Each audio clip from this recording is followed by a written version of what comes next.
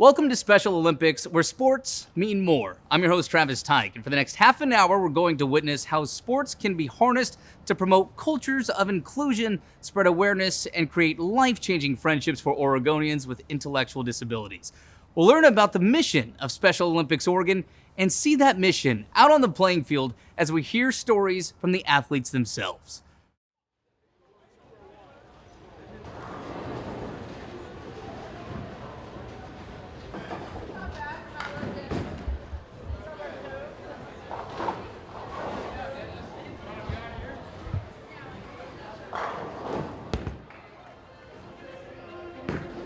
When you look at mainstream sports and kids participate, it's where they learn how to win with grace. They learn how to deal with defeat. You learn leadership skills. There's so many life skills that are built into sport. You set goals, you improve, you compete. And for our athletes, it's no different. It almost holds more value, I think. A lot of our athletes deal with isolation or not feeling included. And so when you can combat that through the power of sport, where the people that we serve know that they belong to something, and they're not focused on what they can't do, they're focused on what they can do. And they show improvement, and they get to compete and show their family and their friends what they're working on. It's a magical, magical experience. And it's important work. Sports are adaptive. We have things that appeal to youth and students, and we actually serve kids starting at age 2, and they stay athletes for their entire life. We have athletes in their 80s, and so sports is adaptive. Bowling, bocce, golf, there's really something for everybody.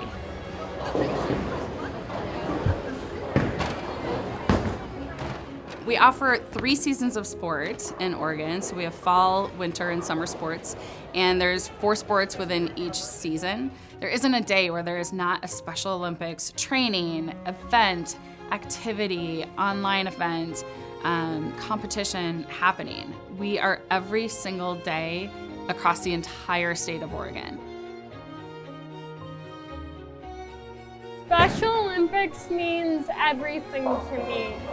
It's where I get along with my friends. It's where I meet all kinds of people and meet new friends. I just love the environment here in Special Olympics. Special Olympics to me, it feels like it's a nice community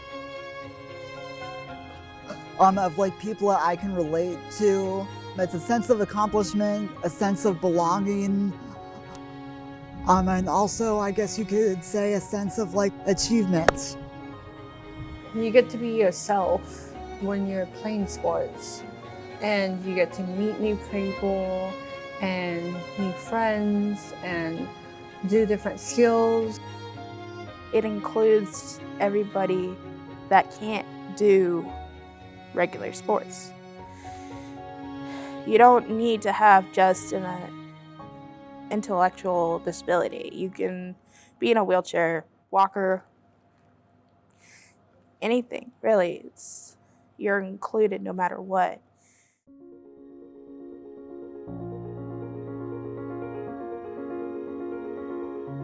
This movement of inclusion in sport was born in 1962 in a suburban backyard outside of Washington, D.C.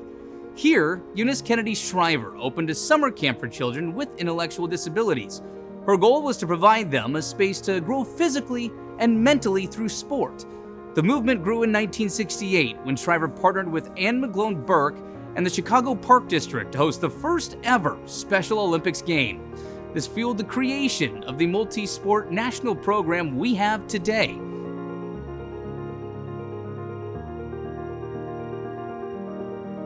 But Special Olympics is not just about playing sports. It's also about meeting new people, both those with intellectual disabilities and those without. And bridging the gap between the two worlds is what the unified program is built to do.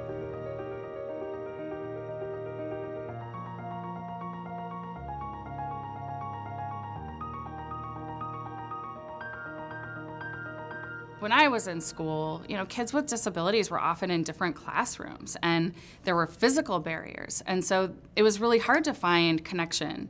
Now, through our programming in our Unified Champion schools, kids not only are put in positions to get to know each other, but they're actually training and competing on sports teams together. So our unified teams, half of the team is kids who have intellectual disabilities, and half of the team are kids who don't.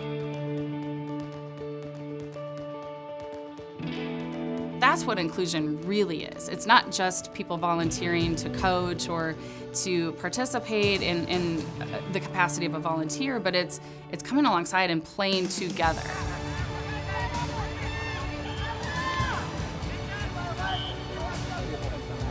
We're at Wilsonville High School for our regional tournament. We have a bunch of unified teams from across Oregon, and we'll be competing to play in state and win this tournament.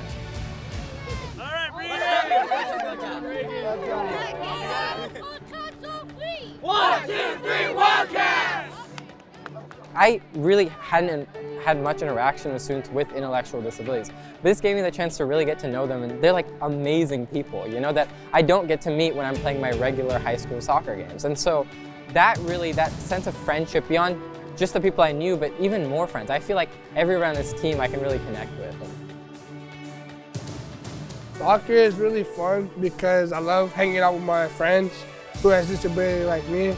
It is really cool to play against other teams that also has disability because no one likes us sometimes, so we just gotta prove them wrong.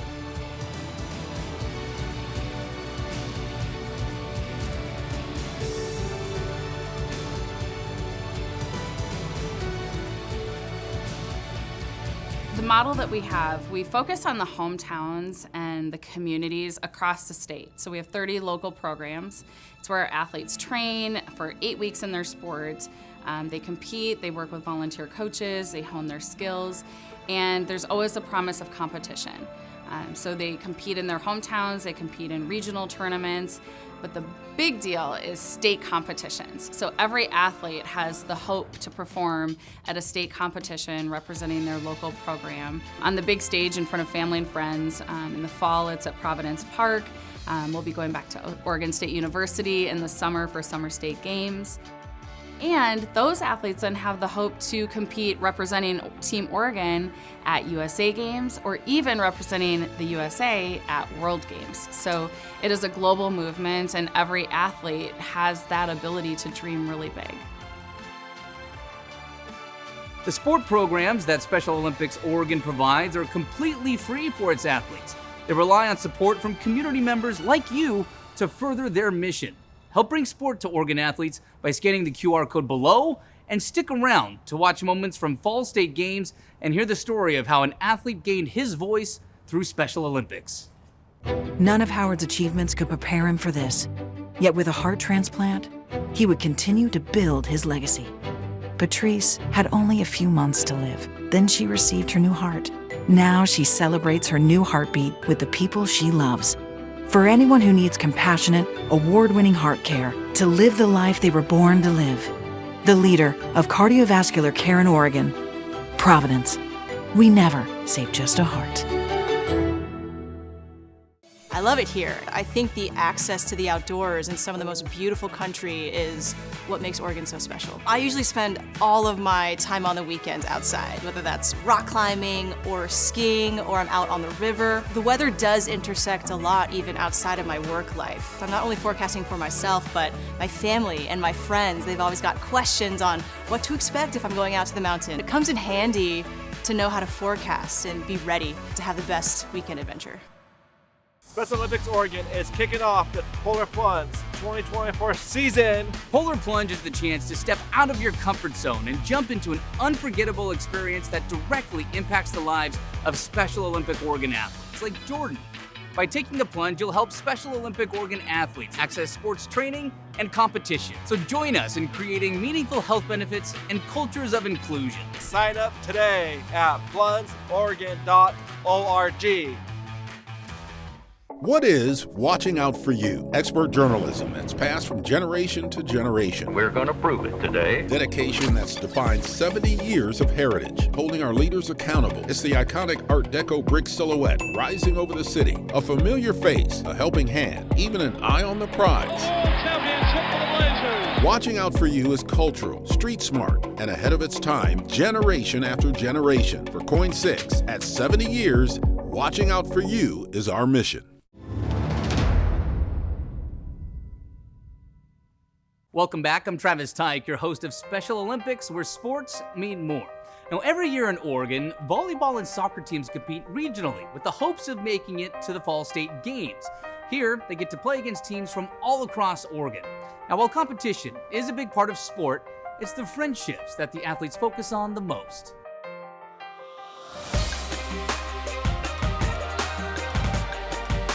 Fall State Games is a really fun event. It's every year down at Providence Park, and it's soccer, it's volleyball. It's really fun. Teams come out, play against people you don't know. Like you can play play this team, and you play a team. You may be playing your best friend, and that's fun because you play your best friend, and you used to be playing against them in another team, but now you're playing against them on a different team. So it's kind of like, oh, okay. I'm playing soccer. I'm on the Classic County Hurricanes. We've been practicing every Saturday at 9 a.m. down in Astoria, Oregon, practicing our drills and playing soccer because we gotta play the tournament and we gotta know what we're doing. I've learned about teamwork and communication and make sure if somebody's open, you pass the ball to them and make sure you are communicating. It's all about making friends and playing with these people and having friendships.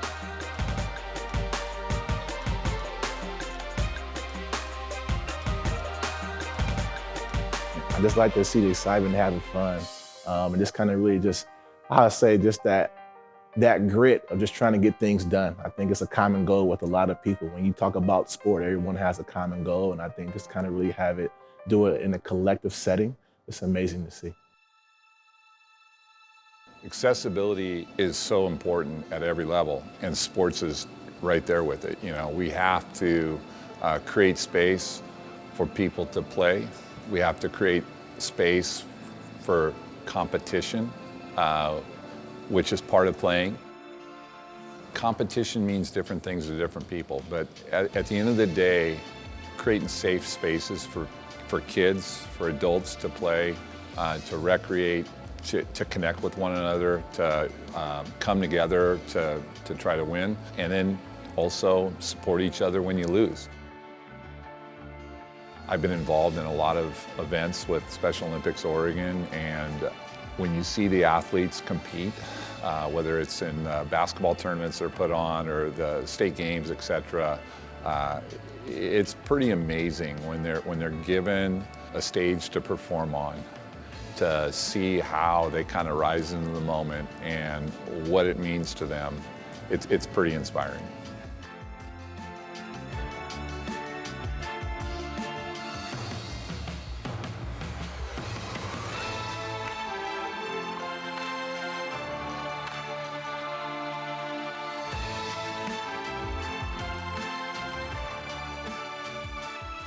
It's not just an athlete's performance that's inspiring, it's also their stories. Every single athlete out on the field or on the court has a story to tell, like Malachi, who found his voice after joining Special Olympics. So ever since like freshman year, I played basketball, and then I got into track and field. Recently, a lot more into volleyball last year, and I just got into as well softball again this year. Yeah, there's a lot of sports, but mostly basketball is my big time favorite. I love making shots. I was born with autism and ADHD at the age of 2 years old. Transition man. I was transitioned from 9 years old. I was being bullied a lot as a kid, and it wasn't fun. It was hard, very hard in my life. And I never had a voice. I couldn't speak out and show how scared I was 24/7. I felt like that way that there was nothing I could do. I just felt secluded in my own bubble. Get left out in lunches, I had to sit in the corner out in the hallways. And then when I got into high school, everything changed. I got into a unified sport, basketball, at my school. And I didn't really like it at first, so I didn't enjoy it at that time. But I got more involved again when I moved schools, when I went to Newport High. And honestly, it's the best choice I ever made. It taught me how to be a person and how to live my life and explore my life more, because honestly, like, I don't know if I would be anywhere today without the sports. I just feel more involved in my life, and it's taught me a lot of things, and taught me a lot of how to be a leadership person and how to be a partner to my family and my teammates. So no matter what, it's taught me how to be a good person, and I'm enjoying everything.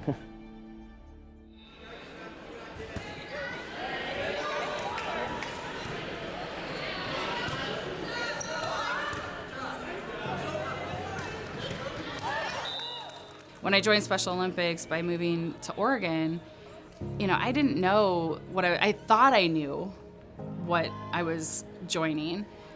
But until you really become a part of Special Olympics and realize the depth of our mission and how sport isn't just a hobby for our athletes, it's not just a pastime, it's not just a nice to have. I realized really quickly sport for our athletes is a critical part of who they are. It is, for some of our athletes, it's their only connection to community. It's how they make friends. It's their purpose. And so for me, it's the most important work I've ever done in my life. Now, ever since Special Olympics has been more and bigger in worlds, honestly, I think it's just been way better, and honestly, I love it because I have had a voice since then. And now I have a voice. I can tell the world that I am here today, showing my story, that I am the person I am, and no one's ever gonna stop me. Malachi's inspiring story is one of many in the Special Olympics community. The life-changing opportunity to play sports wouldn't be possible without support from people like you. Consider making a donation by scanning the QR code below. Up next, two runners share their story of friendship and how it all began on the track. This is an amazing place to live, and when you care about something, it's worth protecting. The problems are easy to see, but the solutions aren't so simple. At KOIN, we care about results, so we ask tough questions and get real answers. And we highlight the heroes, the people putting in the work to keep you and your family safe. It's not enough to just point out the mess. You've got to be willing to help clean it up. At KOIN6, we're watching out for you. Special Olympics Oregon is kicking off the Polar Plunge 2024 season. Polar Plunge is the chance to step out of your comfort zone and jump into an unforgettable experience that directly impacts the lives of Special Olympic Oregon athletes like Jordan. By taking the plunge, you'll help Special Olympic Oregon athletes access sports training and competition. So join us in creating meaningful health benefits and cultures of inclusion. Sign up today at plungeoregon.org. We stand out from the competition because of our combined experience. We come from different parts of the country, but we also have local experience. So when we're out there forecasting, we need to be good at what we do for our own activities. I'm flying, Kelly's climbing mountains, climbing rocks, Josh is taking nature photographs. So when we get it right for ourselves, we're also getting it right for our viewers.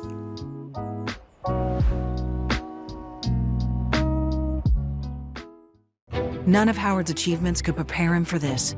Yet with a heart transplant, he would continue to build his legacy. Patrice had only a few months to live. Then she received her new heart. Now she celebrates her new heartbeat with the people she loves.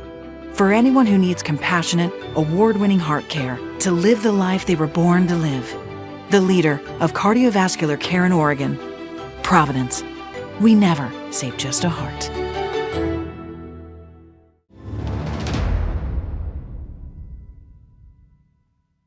Welcome back to Special Olympics, where sports mean more. I'm your host, Travis Tyke. In the summer of 2022, two track athletes made history. Competing at the Special Olympics Regional Athletics in Salem, Mason and Devin clocked in at the exact same time of 12.22 seconds, tying for first place, and they've been friends ever since. I started track back in 2010. in high school. I competed in the 100, the 200, the 4x1, and 4x4. I went to the U of O for the 4x1. So I like it. I started running when I was like in 8th grade. I didn't participate in Special Olympics until my junior year of high school. I think it was my either first year or second year doing track. I heard that there was someone that was really fast. So I was like, okay, I'll join track, see what the hype is about. And then when that day showed up, I was running in my street shoes with no spikes, no nothing. And then he had his spikes, so I was like, okay. So I had to try to keep up with him the whole time. So I'm not gonna lie, I was low-key kind of shook. I'm thinking, oh, well, all right, this is new blood and new fresh meat, so we're gonna see how this goes. But at the end of the day, it's like, regardless of competition, the main goal was to meet a new friend, so. After that race that me and Mason did, we actually exchanged numbers afterwards. So that's how we kept in contact ever since. So We've been close ever since then. Regardless of what happens, we're still gonna just look out, support each other, or at least try to give a little bit of words of encouragement. I mean, we'll be rivals on the track, but at the end of the day, they're gonna be close friends, family off of the track. So that's right.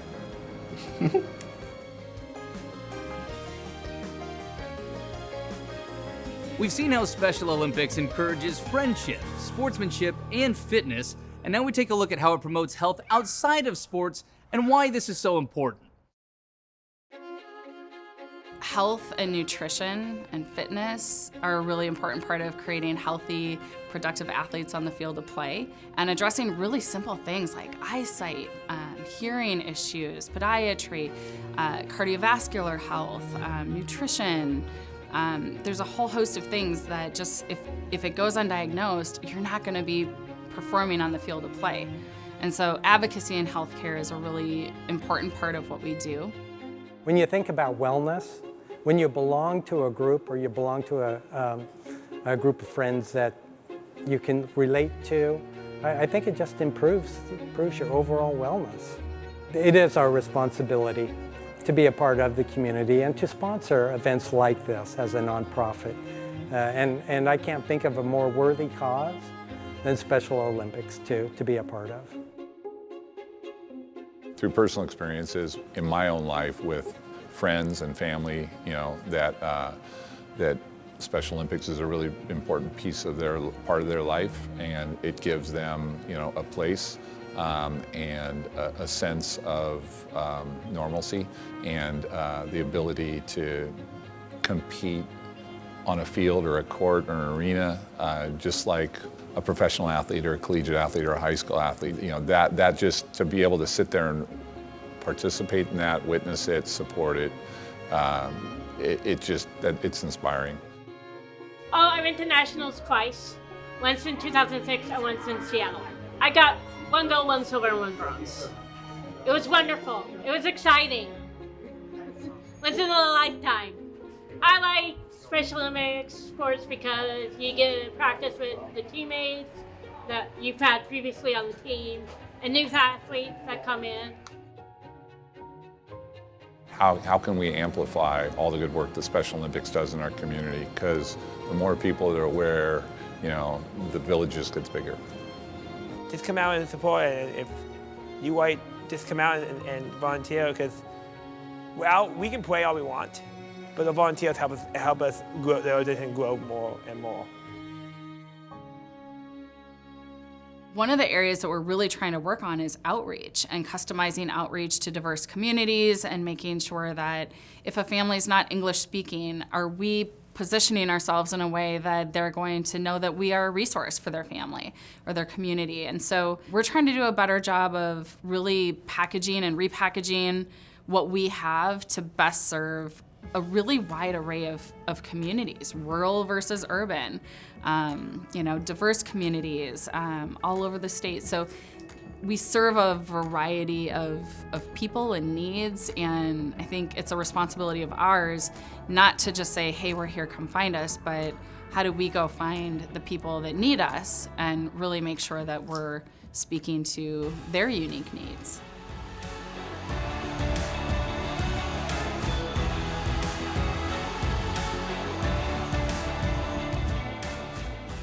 We never want cost to be a barrier. And so we do rely on the community and the public and people who embrace what we do to support that. Because we serve athletes for life. So once you're an athlete, you can always be an athlete. You can compete as a Special Olympics athlete starting at age 7 until you're in your 90s. If you have one day of the year where you want to give time, choose Special Olympics. Come out to a competition, a fundraising event. There's tons of volunteer opportunities. You can be a unified partner.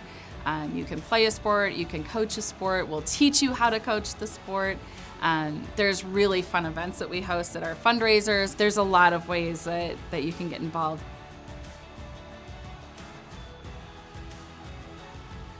Special Olympics, I think it's a great opportunity for everyone with or without disabilities to either participate, volunteer, donate, and I recommend that everyone get involved either one way or another.